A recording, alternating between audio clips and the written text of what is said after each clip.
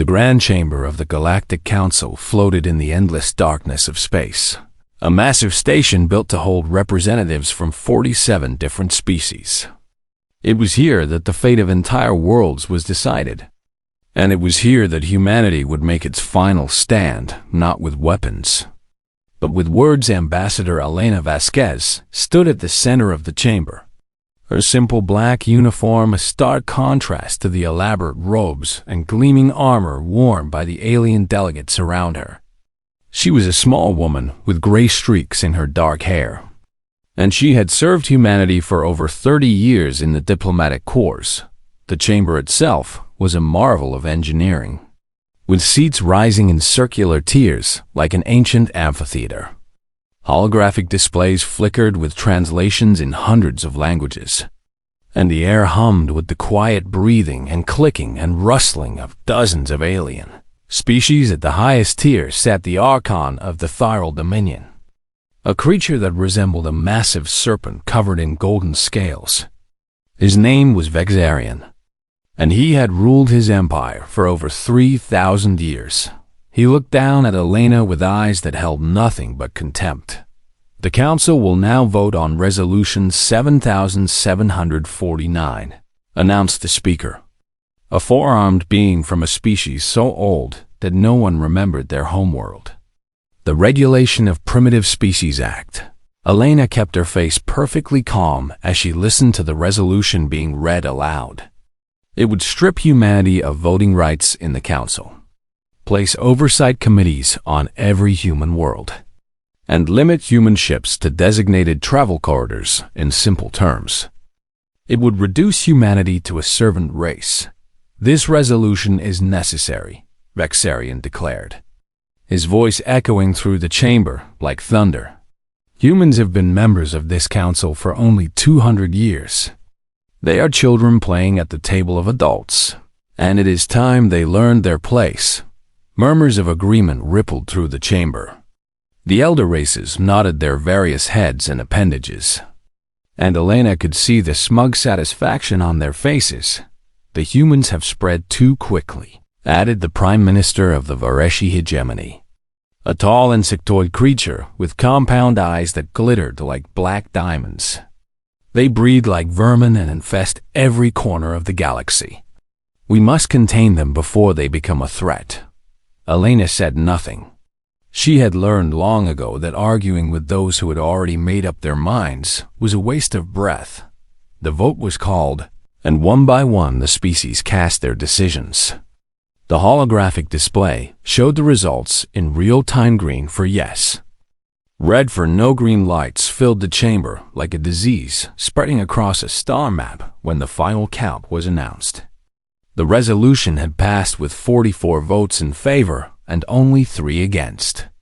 The Kethmari, a peaceful species of crystalline beings, had voted with humanity, as had the Alani, gentle giants who believed in fairness above all else.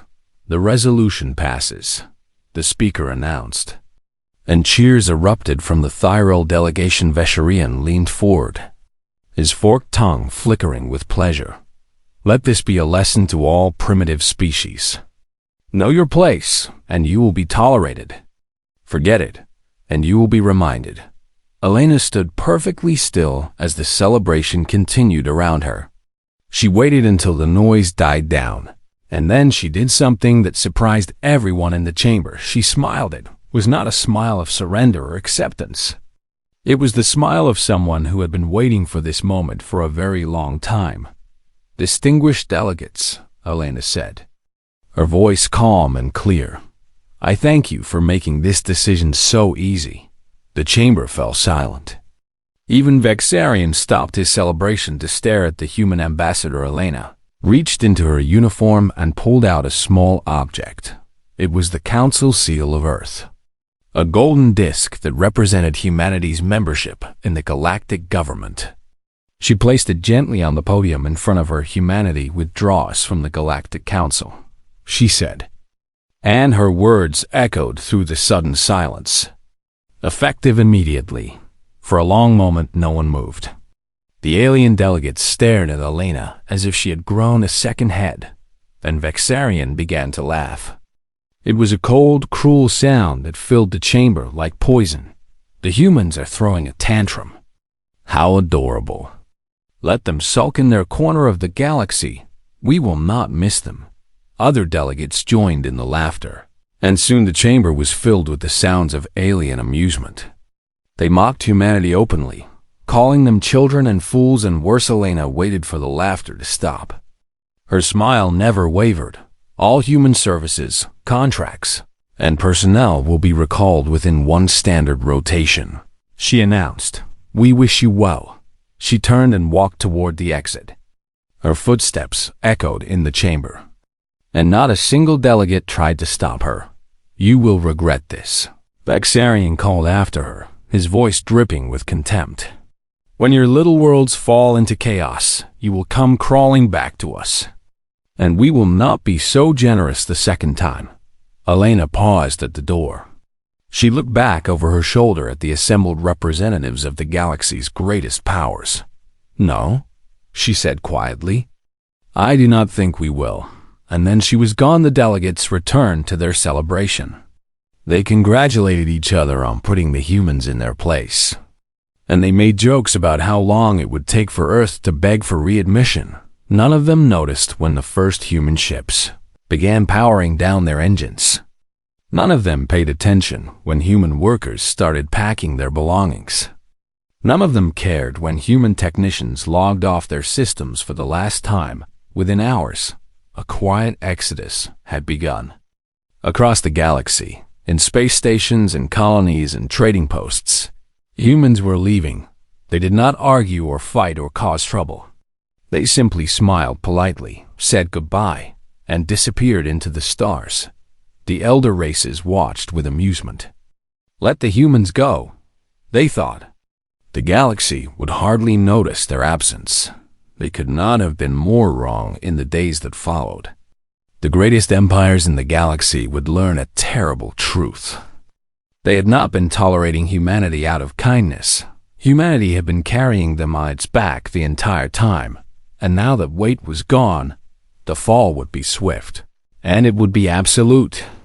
And when the dust settled, the galaxy would never look at humans the same way again. But that night, as Elena Vasquez sat alone in her quarters aboard the departing human vessel, she felt no triumph. She felt only a deep and profound sadness. We tried, she whispered to herself, staring out at the stars. We really did try. She had hoped it would never come to this. She had believed, perhaps foolishly, that the galaxy could learn to see humans as equals. Now she knew better, and the galaxy was about to learn a lesson it would never forget. The first signs of trouble appeared within 12 hours of humanity's departure, but the elder races were too proud to notice. They were still celebrating their victory over the primitive newcomers, still laughing at the foolish humans who had thrown away their place in the galaxy on the thorough homeworld of Desser Prime. High Commander Zorath received an urgent message from his logistics division. He read it 3 times before he believed what it said. What do you mean the supply ships are not moving? He demanded, his golden scales rippling with anger. The logistics officer trembled before him. The human freight captains have left their posts, High Commander. They were operating 73% of our interstellar shipping network. Zorath stared at the officer as if he had spoken in a foreign language. That cannot be correct. Humans are primitive creatures. They could not possibly handle such important work. They were cheap labor, the officer explained nervously. They worked longer hours for less pay, and they never complained. Our own people did not want those jobs, so we gave them to the humans. Across the Thyral Dominion, military supply lines began to freeze. Warships sat idle in their docks because fuel shipments never arrived. Soldiers on distant outposts watched their food supplies dwindle day by day.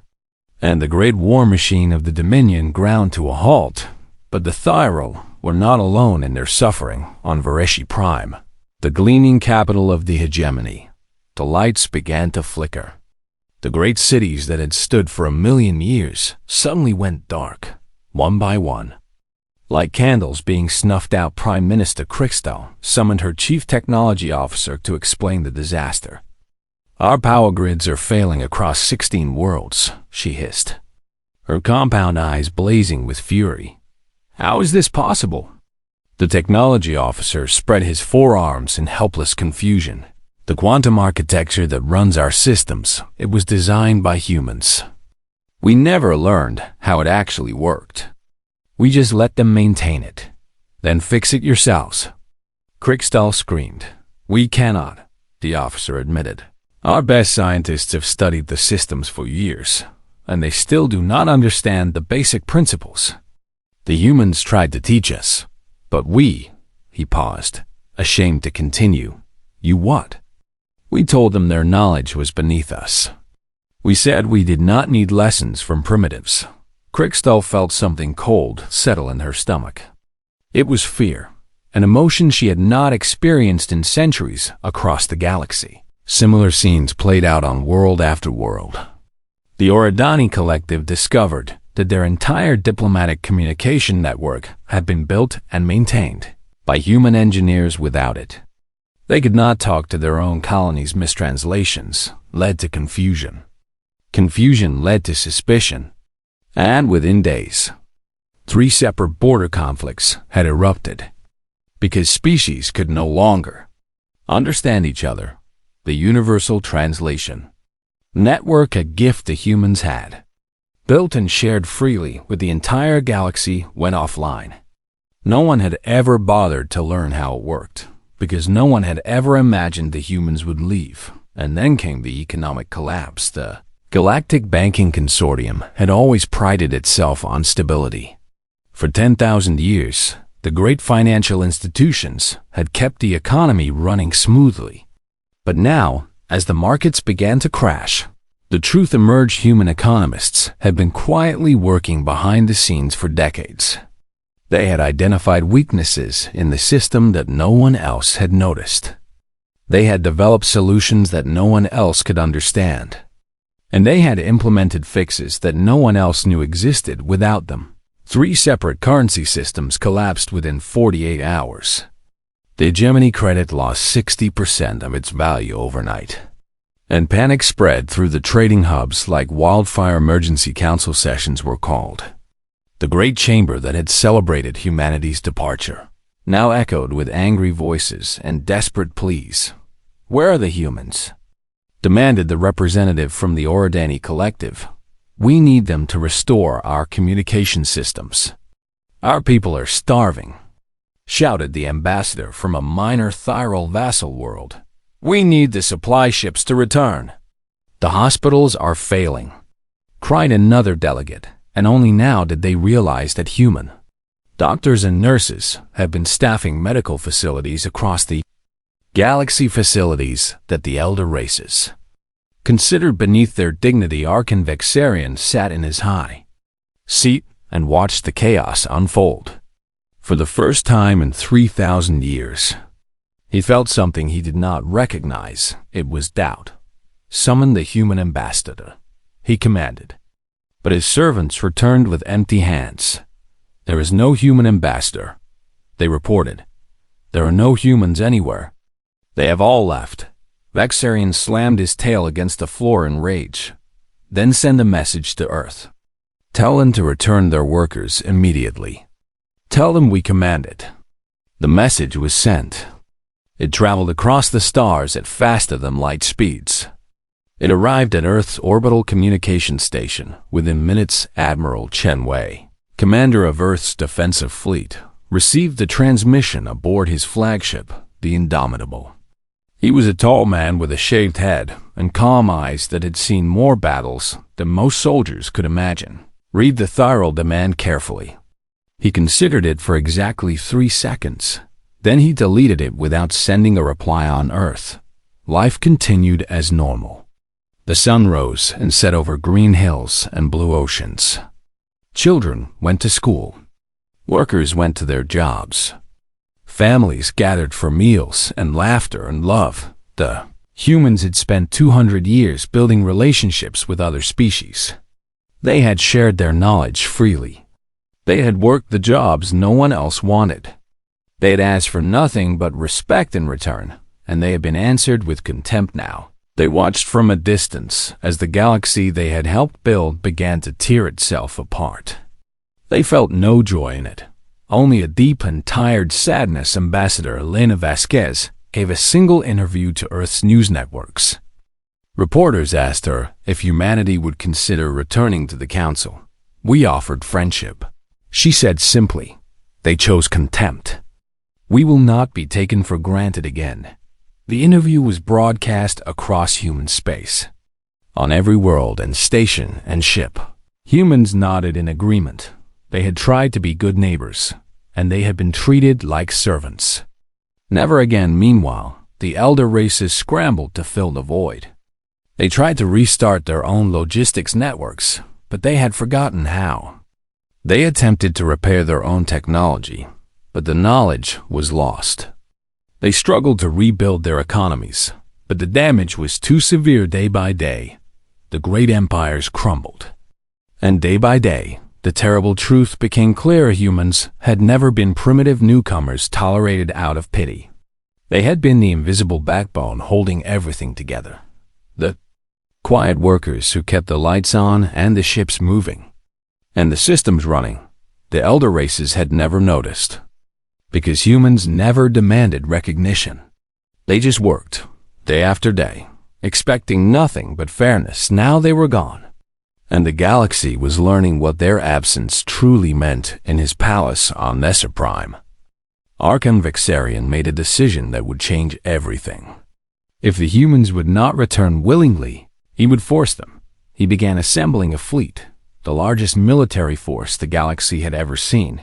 He did not know it yet, but he was about to make the worst mistake of his very long life. 3 weeks had passed since humanity's withdrawal, and the galaxy had become unrecognizable. Empires that had stood for millions of years now teetered on the edge of collapse, and the proud elder races watched helplessly as their worlds fell into chaos. Archon Vexarian refused to accept this new reality. In his mind, the problems were temporary, and force would solve everything. It always had before. He assembled a blockade fleet of 200 warships and sent them to the human colony of New Valentia. It was a small world on the edge of human space, home to only 3 million people, and Vexarian believed it would be an easy target. "Surround the planet," he ordered his admiral. "Let nothing in or out. When the humans begin to starve, they will surrender, and then they will beg to return to their proper place." The Thyral fleet arrived at New Valentia and took up position around the world. The admiral broadcast a message to the colony below. "You are now under Thyral control," he announced proudly. "Surrender your leaders and prepare to accept occupation forces. Resistance will be met with destruction." For a long moment, there was no response. The Thyral admiral smiled, believing the humans were too frightened to reply. Then a single human ship emerged from behind the planet's moon. It was a merchant vessel, old and battered. The kind of ship that carried cargo between colonies, hardly a threat to a military fleet. "Attention Thyral vessels," came a calm voice over the communication channel. "This is Captain Maria Santos of the cargo ship Wandering Star. You have entered human territory without permission. Please leave immediately." The Thyral admiral laughed. "One cargo ship against 200 warships. The humans have lost their minds." But then something strange happened. Panels on the merchant vessel's hull began to slide open, revealing hidden weapon ports. The old cargo ship transformed before their eyes into something far more dangerous, and it was not alone all around the Thyral fleet. More human ships appeared, freighters and transports and passenger liners, all of them revealing concealed weapons. There were only 30 human vessels against 200 Thyral warships. But the aliens felt a sudden chill run through their bodies. "You seem surprised," Captain Santos said, and there was a hint of amusement in her voice. "Did you really think we sent our people into the galaxy unprotected?" The battle lasted 11 minutes. Human weapons tore through Thyral shields like paper. Missiles that should have been impossible to target found their marks with perfect accuracy. Energy beams of a type the Ethereal had never seen cut warships in half with single shots when it was over. The entire Thyral blockade fleet was disabled. Not destroyed, but crippled, their weapons offline. Their engines dead. Their crews alive, but helpless. Not a single human ship had been scratched. Captain Santos broadcast one final message before the human fleet departed. Tell your Archon that we have no interest in war. But if he sends another fleet, we will not be so gentle. The news of the defeat spread across the galaxy faster than light itself. The mighty Thyral Dominion, the greatest military power in known space, had been humiliated by a handful of human cargo ships, and that was when the rebellions began for thousands of years. The Thyral had conquered and enslaved dozens of species. They had crushed every uprising with brutal force, and their subjects had learned to accept their chains. But now, seeing their masters defeated so easily, hope sparked in hearts that had known only despair on the slave world of Kethfor. The oppressed Volorni people rose against their Thyral overseers. On the mining colonies of the Outer Rim, workers seized control of the facilities. Across the Dominion, species that had been beaten down for generations found their courage. The Thyral military, already weakened by supply shortages, could not respond quickly enough. Rebellions that would have been crushed in days now burned for weeks. And with each victory, more oppressed peoples joined the fight. The Dominion began to fracture like ice in spring sunlight. Meanwhile, the Vareshi hegemony faced its own disaster. Without the economic stability that human economists had provided, the great trading houses turned on each other. Alliances that had lasted for centuries shattered as resources grew scarce. Civil war erupted across hegemony space. Faction fought faction, world fought world, and the once proud insectoid empire tore itself apart from within. The Radani collective fared no better. Cut off from their outer territories by the communication collapse, the central government lost control. Separatist movements that had been whispered about for generations suddenly found their voice. Resource-rich systems declared independence, and the collective could do nothing to stop them. One by one, the great powers of the galaxy crumbled. Empires that had seemed eternal vanished almost overnight, and the universe that the elder races had known for millions of years ceased to exist. And through it all, humanity watched from a distance on Earth. The government released a single statement in response to the chaos. We did not cause this. We simply stopped preventing it. The galaxy must find its own balance now. Some species sent desperate messages to humanity, begging for help. The humans responded with sympathy, but did not intervene. We are not your saviors, Ambassador Elena Vasquez explained in a broadcast to the galaxy. We are not your servants. We offered partnership, and you rejected it. Now you must learn to stand on your own. It seemed harsh, but the humans knew that rushing to help would only repeat the old pattern. The elder races needed to learn that they could not take others for granted. They needed to understand that every species, no matter how young or small, had value. The Kethmari and the Alani, the two species that had voted with humanity, reached out with different intentions. They did not beg for rescue.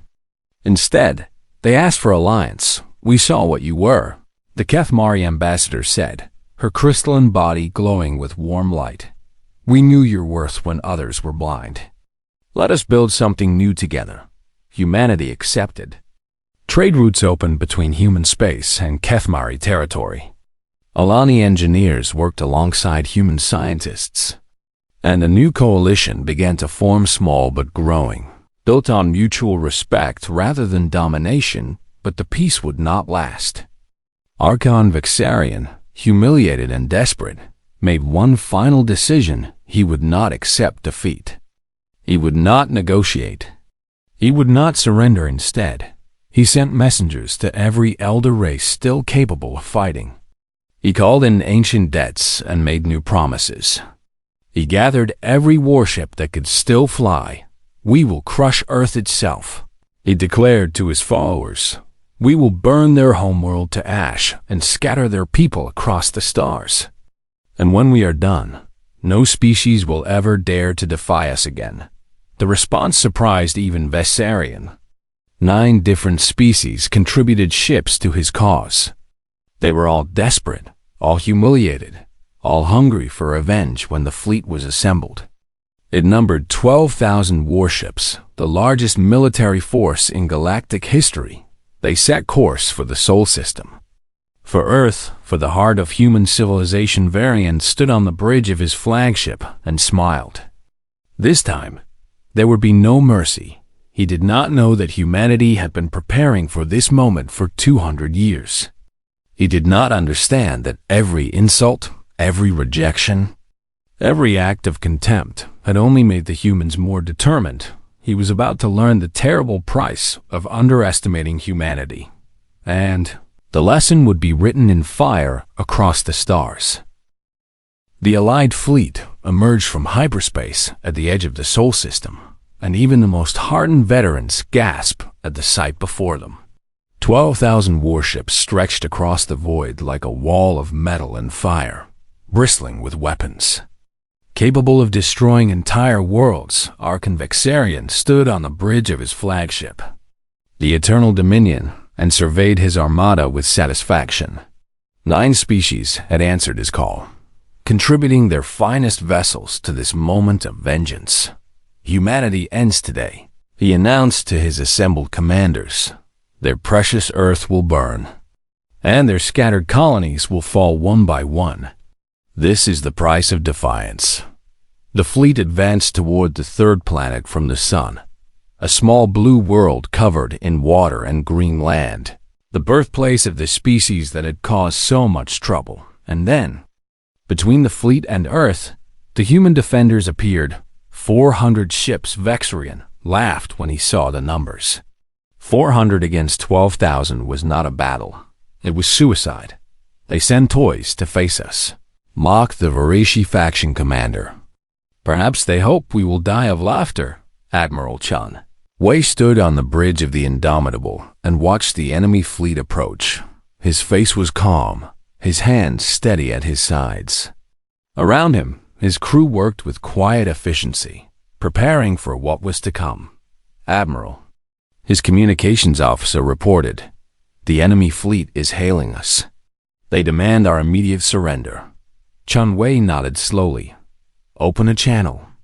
The holographic image of Archon Vessarion appeared before him. The great serpent's eyes gleamed with triumph and cruelty.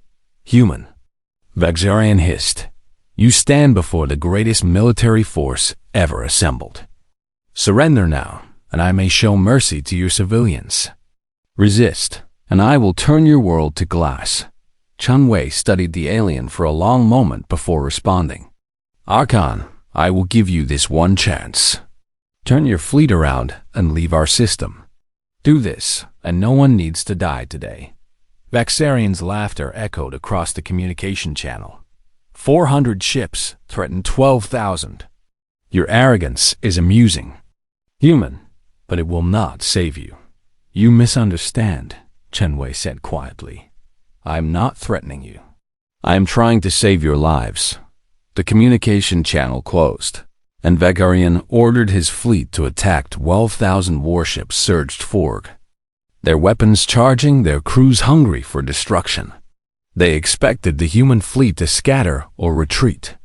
They expected fear and desperation. What they got was something else entirely. The human ships did not move. They held their positions in perfect formation, waiting, and then Admiral Chun Wei gave a single command. Show them who we are. Reality itself seemed to bend around the human vessels. Weapons that the galaxy had never seen activated for the first time. Technologies that humanity had developed in secret over 2 centuries came online in an instant. The first wave of Thyral ships simply vanished. One moment they were there, and the next they were gone, crushed into points smaller than atoms by gravity manipulation weapons that turned mass against itself. The second wave fared no better. Phase shift torpedoes appeared inside enemy ships without warning, bypassing shields entirely. Vessels exploded from within, their crews never understanding what had killed them, and then the F-Tile denial field activated a wave of energy spread outward from the human fleet, and suddenly the Allied armada found itself trapped. Their hyperspace drives refused to function. Their emergency retreat systems went dark. There was no escape. What is happening? Vexarian screamed, watching his ships die by the hundreds. What are these weapons? No one could answer him. No one understood what they were facing. The human fleet began to advance. And it was not a battle. It was an education. Energy beams of impossible precision cut through the largest warships like surgical tools. Missiles that changed course mid-flight hunted down fleeing vessels with patient determination. Defensive systems that should have been impenetrable failed completely against weapons they were never designed to face. Admiral Chen Wei opened a broadcast channel to the entire enemy fleet. His voice was calm, almost gentle, as he spoke. For 2 centuries, we built your roads and healed your sick and fed your hungry. We asked nothing in return except to be treated as equals. We worked the jobs you considered beneath you. We solved the problems you ignored. We held your civilization together while you mocked us as primitives. A Vareshi dreadnought exploded in the background. 3 Thyral cruisers crumpled like paper. You repaid our kindness with contempt.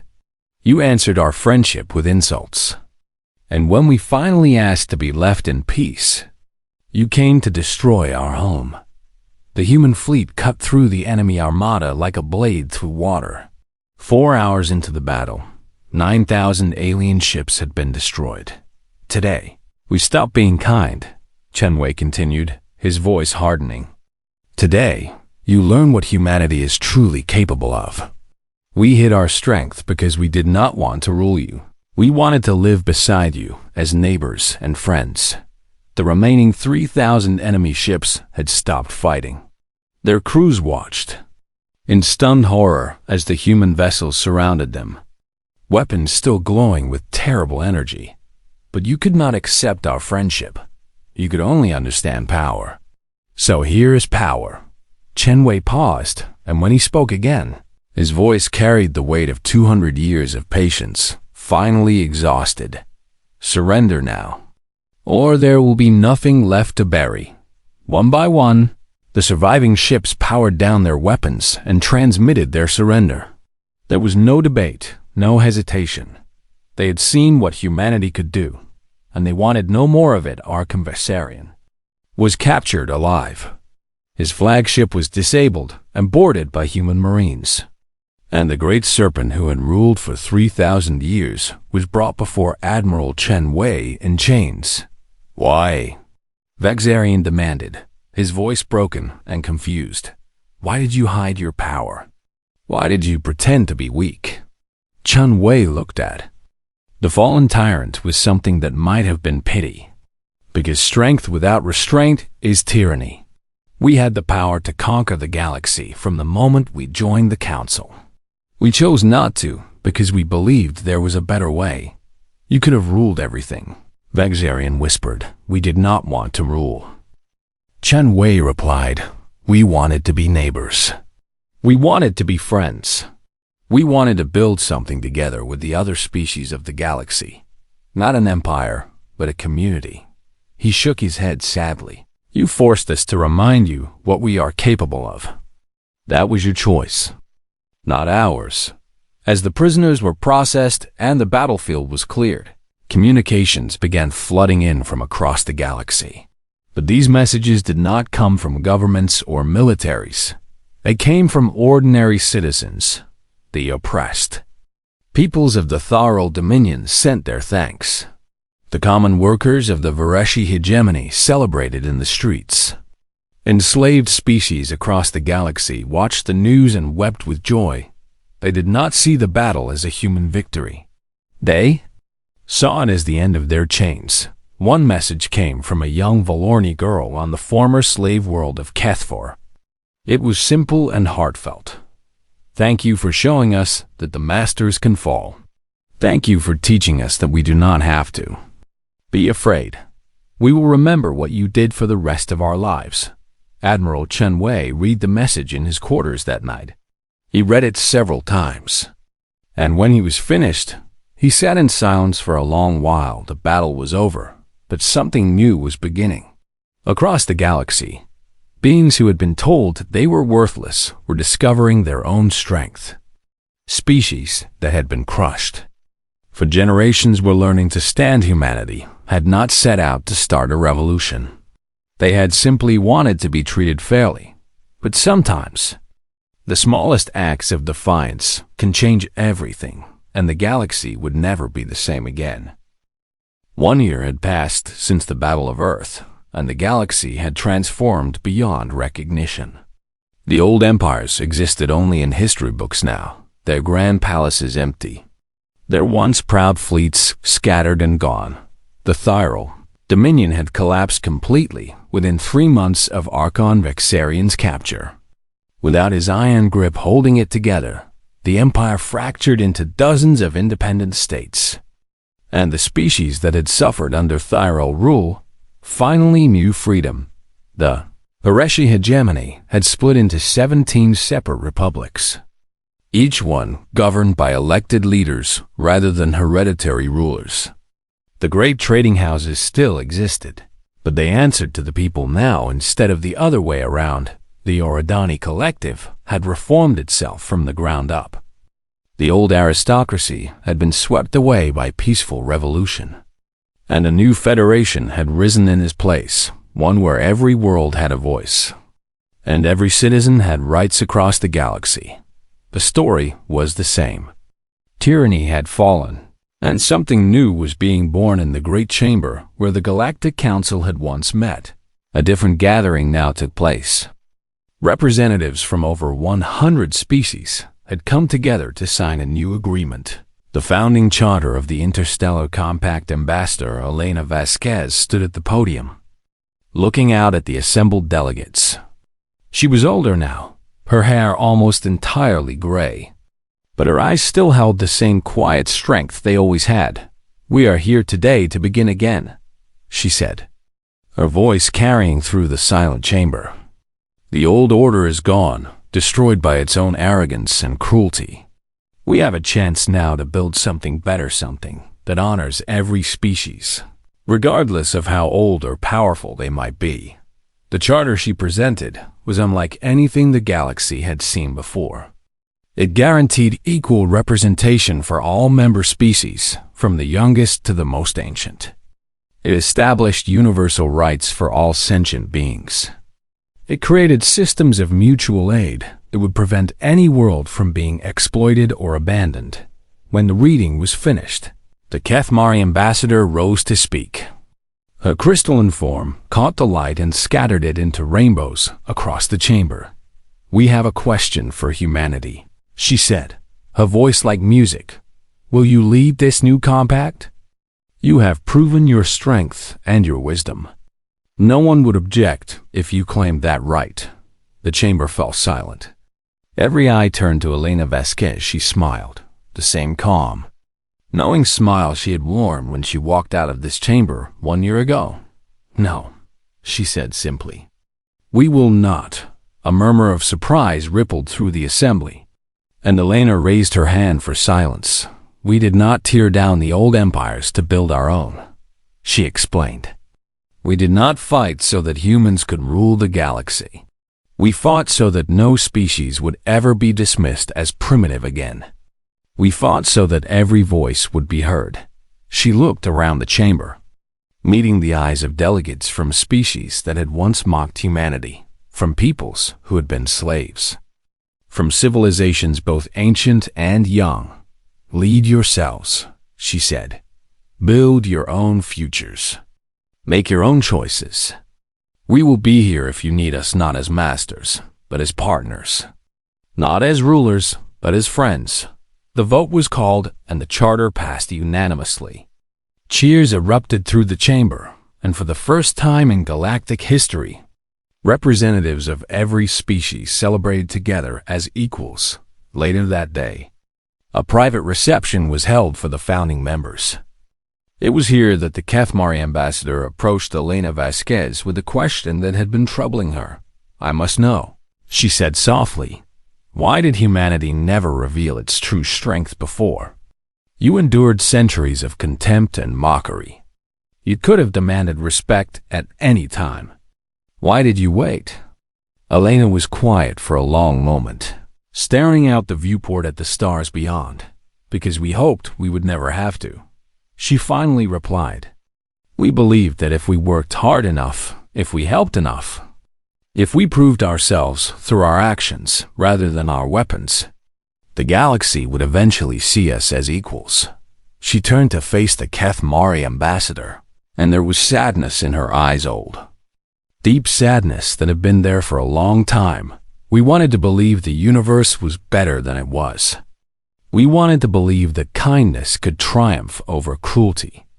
We kept our strength hidden because we hoped we would never need to use it. And now? The ambassador asked. Elena's smile returned, smaller but genuine. Now, perhaps the galaxy can become what we always dreamed it could be. Not because we forced it, but because the old walls have fallen and something new can grow. The Ilani diplomat, who had been listening nearby, stepped forward. He was a gentle giant, nearly 3 meters tall, with eyes that seemed to hold all the compassion in the universe.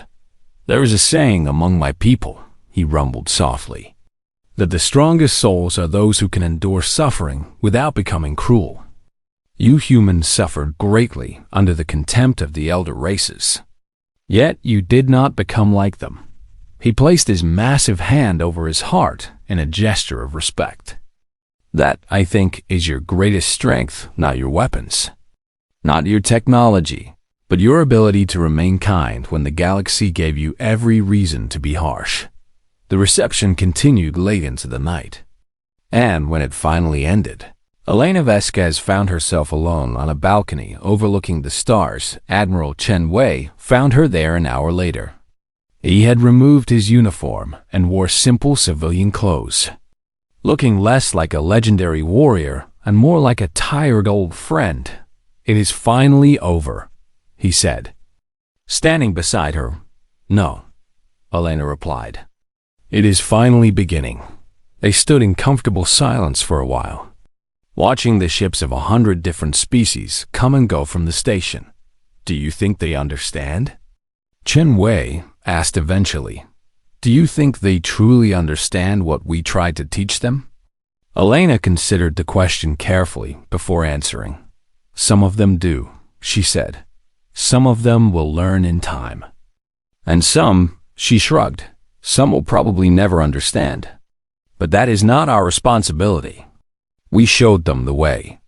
They have to walk it themselves." Chen Wei nodded slowly. "The young ones give me hope. The species that were slaves, the peoples that were oppressed, they remember what it felt like to be dismissed. I think they will be different." "I think so too," Elena agreed. And the months that followed, humanity kept its promise. Human teachers returned to foreign worlds, not as servants, but as respected educators. Human doctors built hospitals and trained local medical staff. Human engineers helped rebuild infrastructure without demanding payment or recognition. But things were different now. When a human worker arrived on a distant planet, the local population did not look down on them. They looked up. Children gathered to hear stories about Earth. Young people studied human languages and history. And everywhere, the phrase became common: never mistake human kindness for human weakness. It was repeated in trading posts and diplomatic halls, in schools and homes, in every language across the galaxy. It became a reminder of what had happened and a warning against repeating old mistakes on Earth. In classrooms around the world, children learned a new lesson. Their teachers told them about the centuries when humanity had been mocked and dismissed, about the day when their ancestors had finally stood up for themselves, and about the choice they had made afterward. "We could have conquered the galaxy," the teachers explained. "We had the power to rule every world and dominate every species.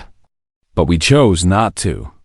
We chose to build instead of destroy, to heal instead of harm, to offer our hand instead of our fist. The children listened with wide eyes, and when they asked why, their teachers gave them the same answer. Because power is not measured by how much you can destroy. It is measured by how much you can build, and by how long you can wait for others to notice. Years passed, then decades, then centuries. The interstellar compact grew stronger with each generation. Wars became rare, then almost unheard of. Trade flourished between species that had once been enemies. And the galaxy entered an era of peace and cooperation unlike anything it had ever known. And at the heart of it all, quiet and patient and kind, humanity continued to do what it had always done, helping where it was needed, building where things were broken, and waiting with endless patience for others to understand. On the anniversary of the founding of the compact, a ceremony was held in the Great Chamber. Representatives from every member species gathered to honor the past and celebrate the future. The current human ambassador, a young woman named Keiko Tanaka, stood at the same podium where Elena Vasquez had stood so many years before. She looked out at the assembly and smiled. My predecessor once said that we wanted to believe the galaxy could be better than it was, she said. Today, looking out at all of you, I know that it can be. She paused, and when she spoke again, her voice was filled with quiet pride. We are no longer primitives tolerated by ancient powers. We are no longer servants working in the shadows. We are partners, equals, friends, all of us together, building a future that belongs to everyone. The chamber erupted in applause, and among the cheering delegates, beings of every shape and size and color celebrated side by side, outside the viewport. The stars burned on forever, patient, ancient, and full of possibility, and somewhere among those stars, on a small blue world called Earth, children looked up at the night sky and dreamed of all the wonders that waited for them. The galaxy was theirs now, not to conquer, but to share, not to rule, but to cherish, not to destroy, but to build, and that made all the difference.